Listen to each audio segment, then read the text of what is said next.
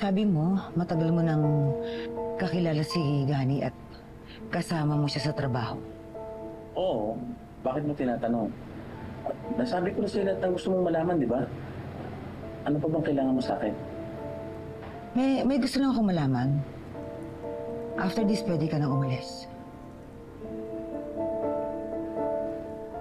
Curious lang ako. Noong mga panahon na magkasama kayo ni Gani, madalas ba siyang inaatake ng asma? Oo. Minsan, inaatake siya ng hika. Pag nasa biyahe kami. Sinungaling! Nagsisinungaling ka. Walang asma si Gani. Pasensya na, Mayumi. Baka hinahanap na ako sa akin. Upo ka. Go!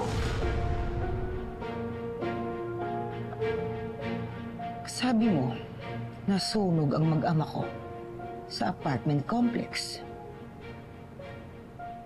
Pero may nakapagsabi sa akin na ang lugar na yon ay dating shelter ng matatanda. Baka dun sa shelter nakitira si Gani at ang anak mo. Sinungaling ka! Sinungaling ka! Ano? Totoo bang nasunog yung mag-ama ko? Totoo bang namatay sila? Pasensya na, Mayumi. Binayaran lang ako para magsinungaling. Hindi ko talaga kilala si Gani. Sino nag-utos sa'yo? Para lokohin ako! Sino? Si Rica Torres! Yung anak niya!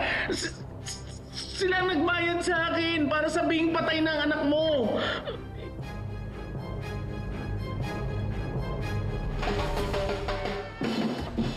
Sige! Pauwi na ako dyan sa bahay! Oo, pasalubong! Laing! Laing! Oh, laing! Laing! Laing! Oh, hindi kita marinig! Oo, pauwi na! Oh, pauwi na ako dyan! Oh, sige! Okay! Oh, mamaya na! Okay, bye-bye! Oh, bye-bye!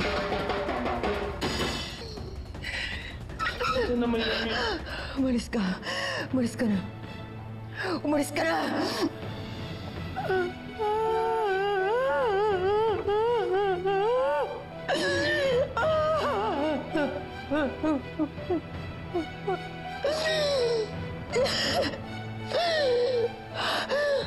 Tumigil ako sa paghanap sa anak ko.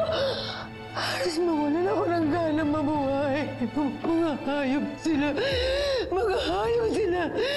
Pagbabayaran nila lahat to. Miss May, di ba good news ito, ha? Malaman natin na posibleng buhay pa si Emily. Paano kami nangyari sa anak ko? Hindi ko sila mapapatawad. Miss May. Hindi ako makahinga. Miss May. Sige, po kayo, hinga. Gusto niyo po dalhin namin kayo sa ospital? Hindi.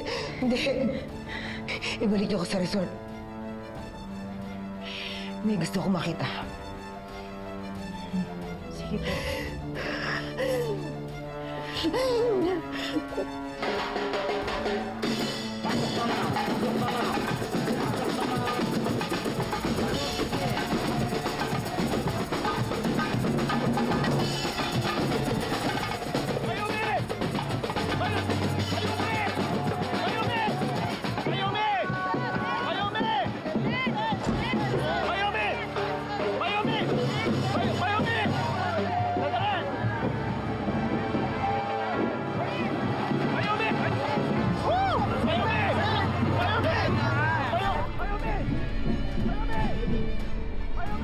Narinig mo ba yun? Mayumi!